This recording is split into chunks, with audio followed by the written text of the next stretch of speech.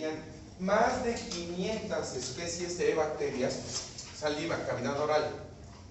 Un beso no solo lleva amor, lleva un chorro de bacterias. ¿Sale?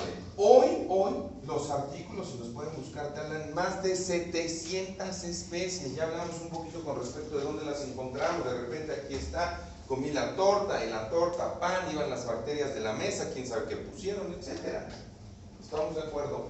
Entonces, cada vez incrementamos, y los antibióticos me preocupa porque si no los estamos dando a una dosis efectiva que se llama 50, con un efecto que es de dosis letal al 50%, no estamos cumpliendo con la eliminación promedio de un 50% de las bacterias. Y lo que sucede aquí, en esta fase estacionaria, es cuando de una bacteria, vean aquí, de una bacteria, si es que llega a tener estas cosas que son los ¿qué?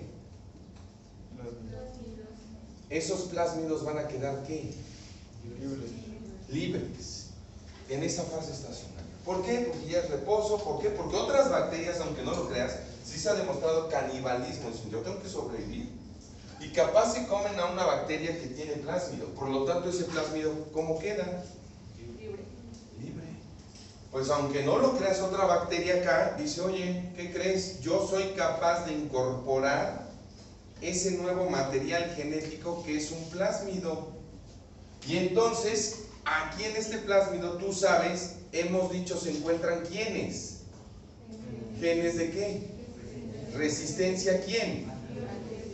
Y entonces ahora una nueva bacteria tiene esos genes. Y ahora cuando esta bacteria se empieza ¿a qué?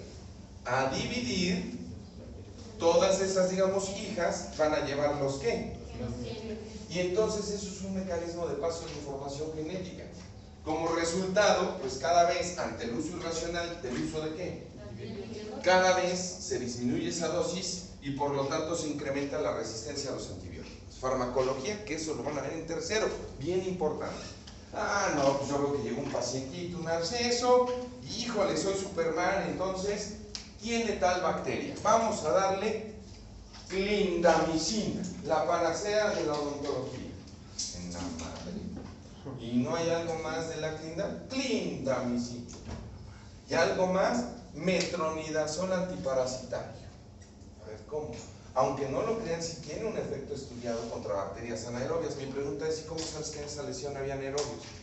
Pues yo lo sé todo. Vista de rayos X. Ah, cabrón. Superman. Mujer Maravilla, igual con vista de no sé dónde, pero también vio mujeres. Entonces, no hay problema. Ahí está esa bacteria, vamos a dar todo eso. Lo único que estamos ocasionando es precisamente, si no sabemos, el hecho de dar una dosis que no es correcta con un antibiótico que tampoco es selectivo. ¿Y qué crees? Pues yo te veo y más o menos pesas como unos 60 kilos. Tú dirás, ¿por qué me interesa el peso en las personas? Porque los antibióticos, señores, se dan por kilogramo de peso. Y hoy día vean cuántos doctores hacen todo ese estudio de pesar, de medir, se toman el tiempo para administrar un antibiótico. No, la regla es 500 miligramos cada 6-8 horas. Oigan, esto es básico y por favor yo espero que a futuro ustedes sean conscientes, pesen a su paciente. ¿Y para qué lo haces? ¿Sabes que tienes una infección? Voy a empezar a dar un tratamiento porque creo, he estudiado, me están enseñando, me lo enseñaron, están en posgrado, sigo estudiando y probablemente las principales bacterias, a lo mejor periodontopatógenas, Papillomavirus gingivalis, Actinomycet comitans, Treponema denticola, tengo por ahí a lo mejor algún Staphylococcus, Colon strepto porque es pus lo que sale, tengo abscesos donde los principales, el fascitis, son piógenes, o sea, conoces ya del tema. Pues el antibiótico de elección es este. Ah, bueno, perfecto, felicidades. Pero ¿qué crees? Si tú quisieras a este nivel decir qué antibiótico puede ser el mejor, pues ¿por qué no? Y también la parte odontológica, que les voy a ser honesto, ¿quién más lo hace? Los maxilofaciales, quien está en quirófano, se nos dice, ¿sabes qué? Tengo una lesión que no me es muy agradable, y entonces con todo esto, microorganismos crecimiento, se puede mandar ¿a qué? Al laboratorio una muestra para que precisamente, se oye feo, o no es feo, sino simplemente es raro, pero en ese laboratorio esa muestra se va a sembrar, una siembra. O sea, ¿cómo? ¿Qué voy a sembrar? ¿Como en el suelo, en la tierra, siembro? No, lo que pasa es que ahí se utilizan en ese laboratorio estas cosas que se llaman, ¿qué? Cajas Petri, por su descubridor o quien las fabricó. Y en estas cajas Petri están ahora medios de cultivo, ¿sí? No para zanahorias vegetales, sino medios de cultivo que son diferentes a estos que son llamados medios de cultivo en forma de caldo. Estos son medios de cultivo sólidos, en donde se encuentra un agar. El agar es más o menos a la grenetina en las gelatinas lo que le da la dureza. Y aquí en estos agares, para no variar, ahorita voy a ir a esa parte, voy a encontrar los nutrientes para que la bacteria pueda crecer. Y entonces yo tengo estos puntitos a los cuales yo voy a llamar colonias microbianas. Y esas colonias es un conjunto de muchas bacterias que posteriormente, una vez que me crecen, experimento replicable de Sir Alexander Fleming, ¿qué hizo? En sus estudios, Fleming descubre ¿a quién? Penicilina. Porque una de esas bacterias que yo estoy hablando de un paciente que él también lo hizo en ese medio de cultivo, ahora yo puedo administrarle algo que aquí se llama sensidisco, y ese sensidisco está impregnado con un tipo de antibiótico. Y si yo pongo aquí a toda la bacteria, después de un tiempo se forma algo que se conoce como un halo de inhibición, y alrededor de este sensidisco que tiene un antibiótico no crecen todos estos puntitos. ¿Qué significa? Que hay algo ahí que se llama un ¿qué? Que está impidiendo el crecimiento de las ¿qué? Entonces así es como el laboratorio trabaja para decirte: de 10 antibióticos yo te doy un resultado con R's de resistente, S de sensibles, medianamente resistentes, para que tú solamente selecciones cuál es el mejor antibiótico que le debemos de dar al paciente, siguiendo una regla básica de farmacología, tomando en cuenta el kilogramo de peso para la dosis. ¿Sale? ¿Qué pasó, mi doctor? Son antibiogramas, ¿no? El nombre correcto de ello, perfecto, ya me lo estás adelantando, se llaman, vamos a hacer un antibiograma. Antibiograma, grama, grafos, representación del antibiótico que inhibe el crecimiento de la bacteria. Excelente. ¿Sale? Y entonces parece que esta curva de crecimiento que solo era yo, pues nada más son rayitas. Ya vieron hacia dónde lo pueden extrapolar. Y por último, viene la última fase, que es la de muerte. Pues aquí, si te das cuenta, viene un pico de deceso en donde las bacterias empiezan a morir. Ya no tienen nutrientes, ya no tienen a lo mejor las condiciones, temperatura, pH, pues algunas mueren, no pasa nada. ¿Sale? ¿Dudas hasta acá? ¿No? ¿Vamos bien? Ok. En cuanto a nutrientes, aquí sí vienen nombres. Fíjate, me voy a ir a lo que me interesa.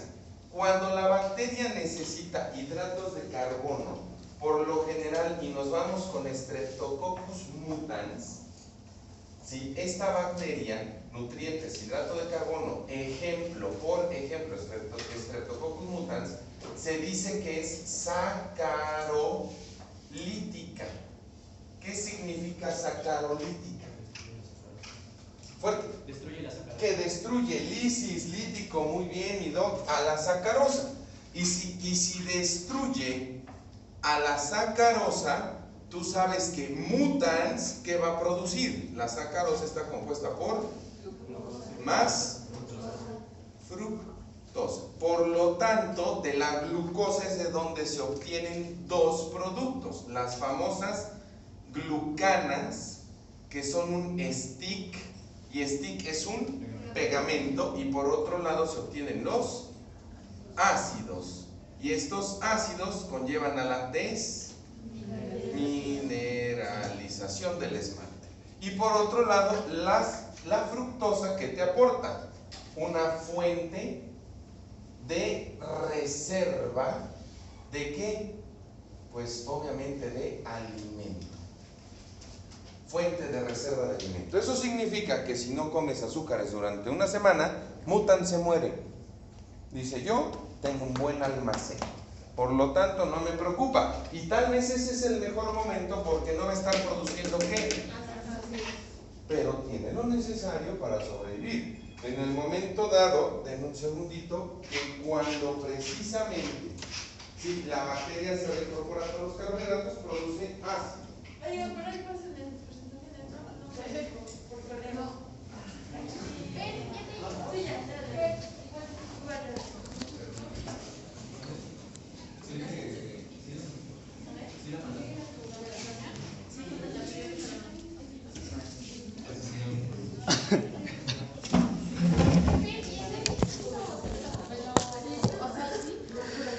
soy youtuber, güey.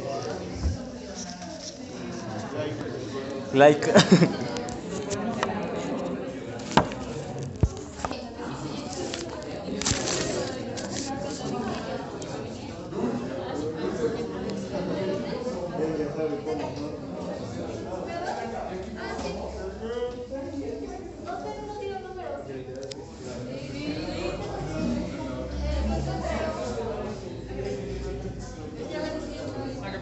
¿Qué onda, flaco? ¿Qué onda, primo?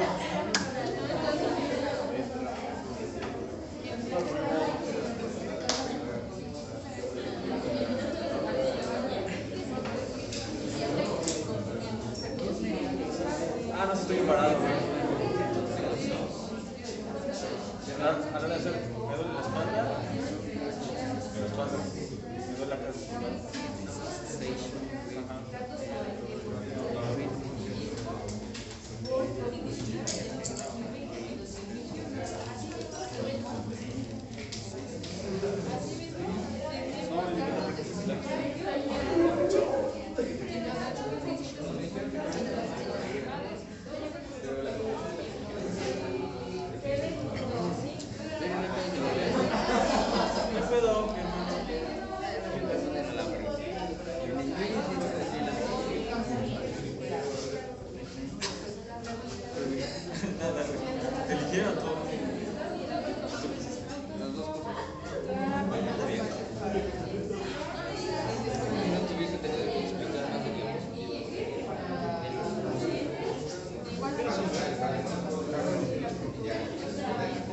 Bueno, entonces, yo sigo, si me ponen atención bien, señores.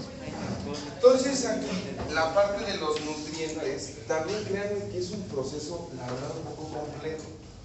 Porque viene el caso, yo les puse el Streptococcus mutans, pero capaz yo les digo, ¿qué hay de Porphyromonas gingivalis? ¿Qué crees? Porphyromonas gingivalis se conoce por ser asacarolítica. Y cuando digo asacarolítica, ¿qué significa? Pues que no consume hidratos de... Pero entonces me vas a decir, ¿su metabolismo en base a qué se da? Pues en base a los famosos lípidos. Y los lípidos realmente son ácidos grasos. Entonces, lípidos, ácidos grasos, acuérdate que esto es lo importante.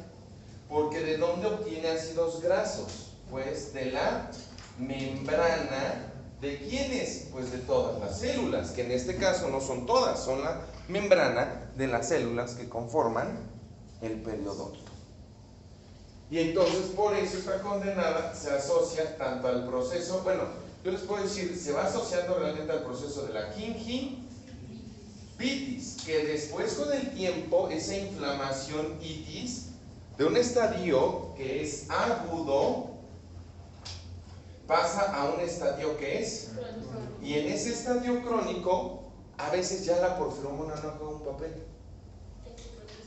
ya es el propio sistema inmune, y entonces ya metes toda la parte de la inmunología. Pero en su momento uno de los factores para esta gingivitis, bueno, fue la alimentación, igual temperatura, igual pH que ahorita iremos viendo. En el caso, fíjense, de ácidos, cuando yo digo pH, aquí sí tienen que entender algo bien importante. Hay dos términos. Cuando las bacterias producen ácido, ¿cómo se les llama? Son acidogénicas. Acidogénicas. ¿Qué es esto de acidogénico? Génesis. ¿Qué es el génesis? Biblia, ya se los había dicho. Creación, generación. ¿Creación, generación de qué? Por eso son acidogénicas.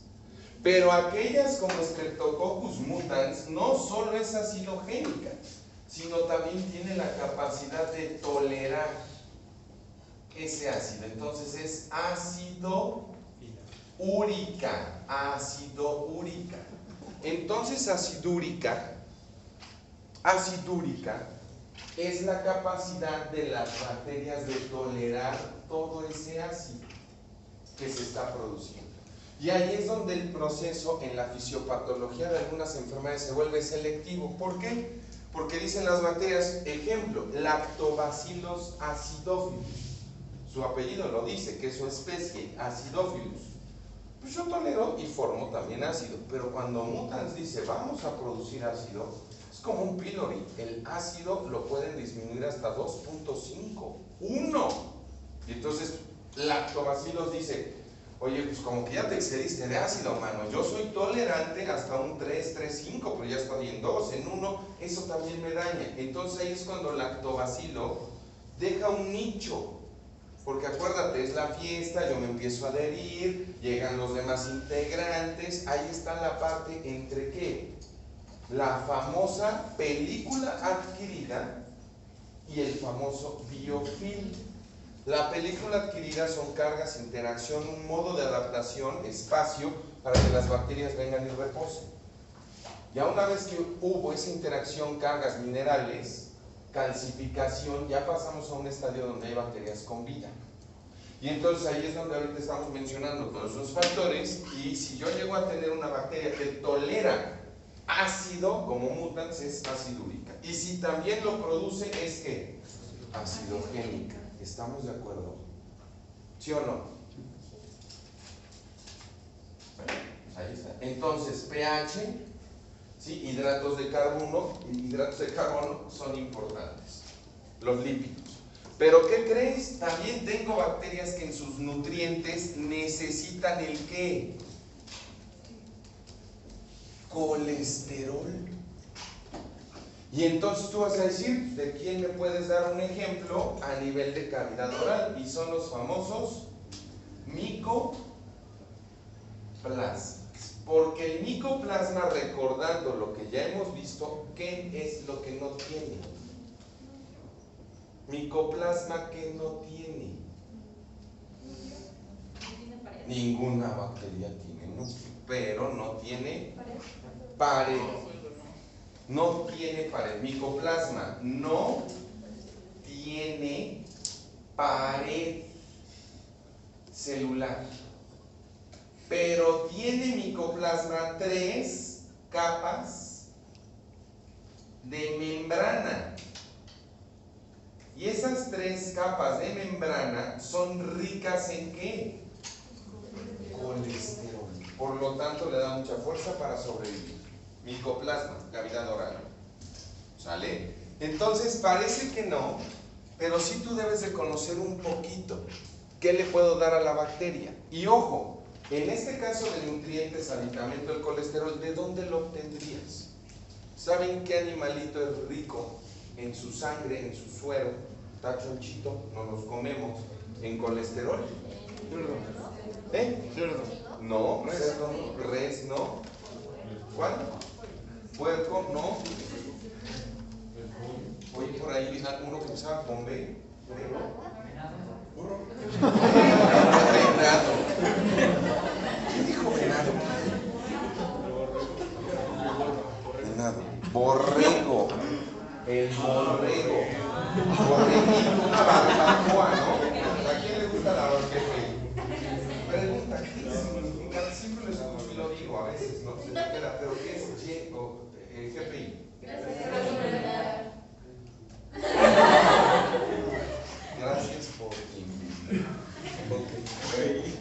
Borrego GPI, para que no se les olvide.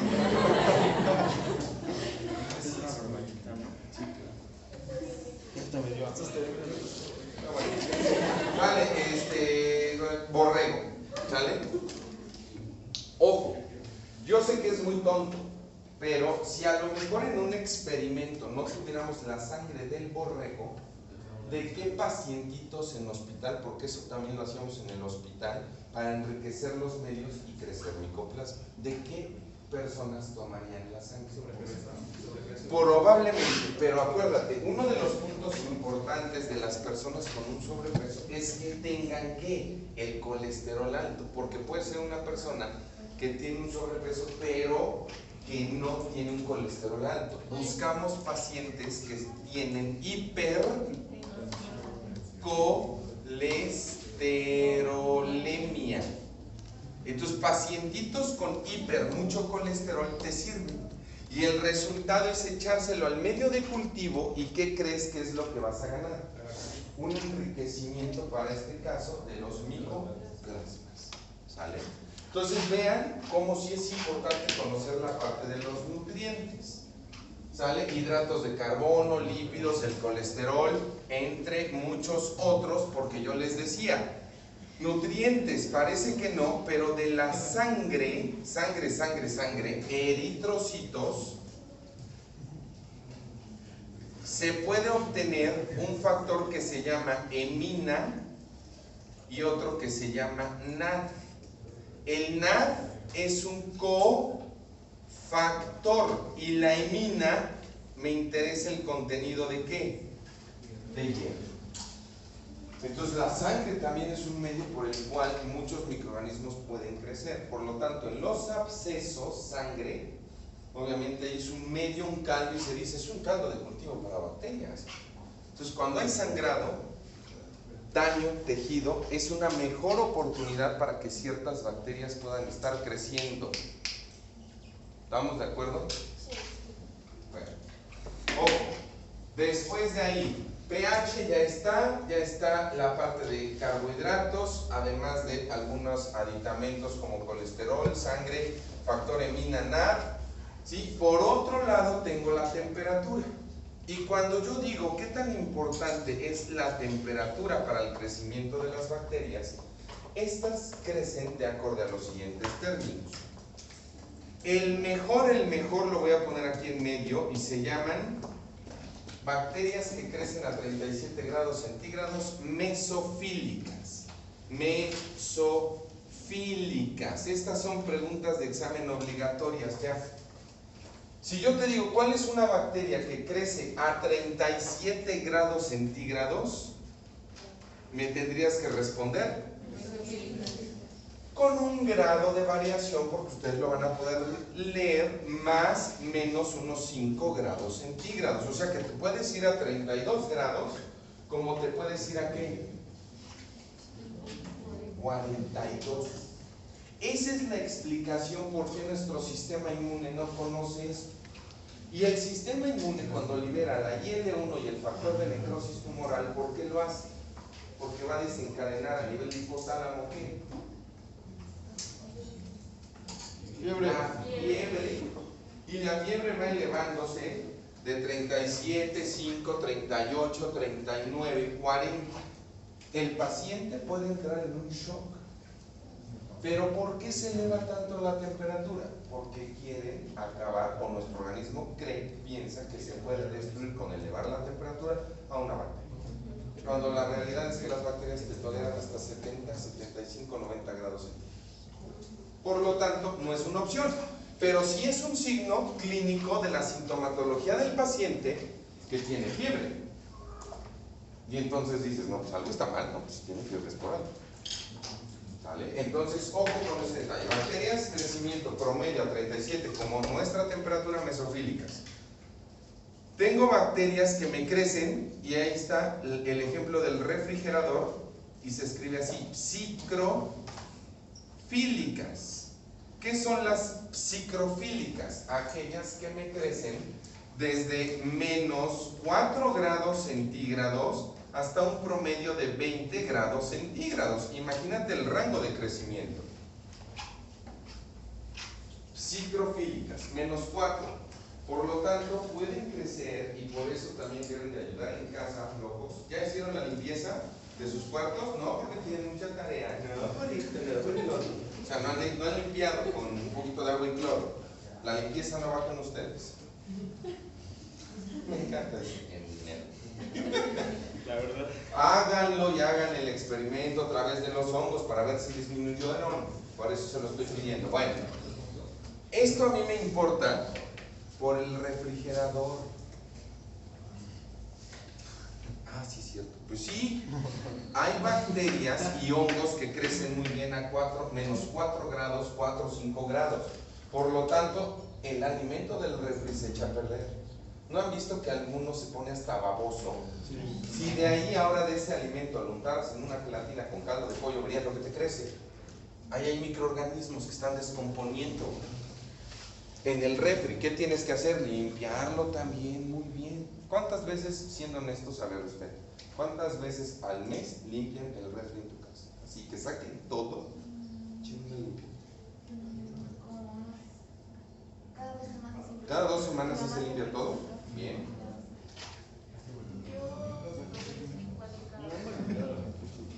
Un caballero. ¿Y ahí?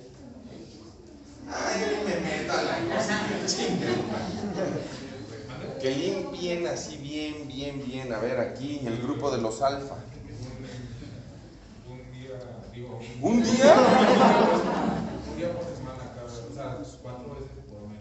4, o sea, uno cada semana, está muy bien. Igual en la casa, por lo menos una vez a la semana, es darle una buena limpiada todo, luego se queda ahí negrita la comida acumulada en tu casa. Sí, como 2, 3 veces.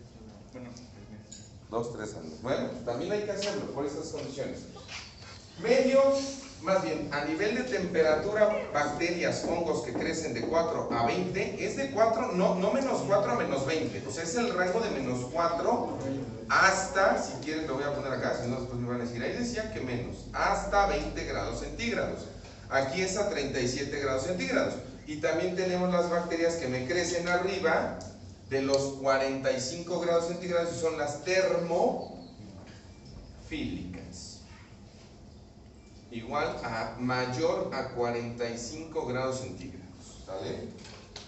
Ojo con esos detalles. Mayor a 45 grados centígrados. ¿Sí? Díganme el nombre de una bacteria extremófila que vive en nuestro cuerpo. Yo ya se los dije en el curso pasado. El primero que me lo diga tiene un punto y empezamos de 0 para este examen. Metanococcus. ¿Sí? Y no es ni que dice. Metanococcus. Bacteria metanogénica. O sea que es productora de metano. Y el metano es un gas. El metabolismo de algunos alimentos genera gas. Intestino. Distensión abdominal. Gas. Suena feo, pero es el meteorismo. Bueno. Bien. Si no te acuerdas, ya saben reglas. No me pregunten. No lo pones. Luego no me digas. Sus exámenes.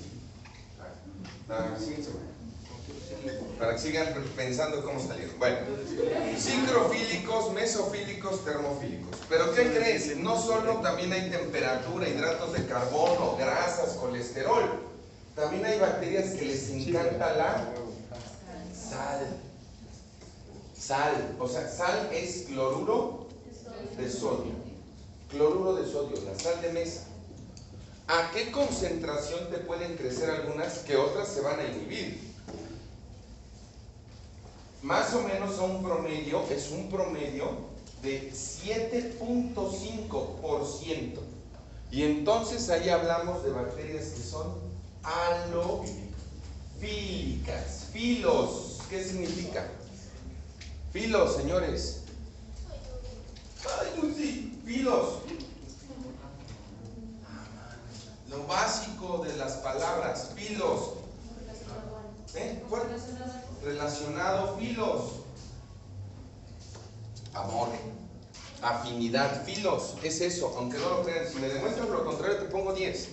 Filos, afinidad, amor, ¿a qué? A la sal. Una bacteria que crece con esa concentración tan importante de sal, que a lo mejor tú me vas a decir, pues entonces ¿para qué me la das? Si realmente no tenemos en la odontología nada que ver, pero en algún momento de sus vidas pueden estar en contacto, se llama vibrio cólera. Vibrio cólera. ¿Agente causal de qué? Pues de la cólera o el cólera, que son cuadros fuertes diarreicos. Y esos cuadros diarreicos es excretar más de 15 a 20 evacuaciones por día. Aguas. Es que tuve una diarrea de 3 evacuaciones en la noche. No, si es que así no llegan ni más con todo respeto a los jóvenes, ¿no? Es que me estoy muriendo, no quiero venir aquí hace una semana. ¿Qué te pasó? Tengo diarrea.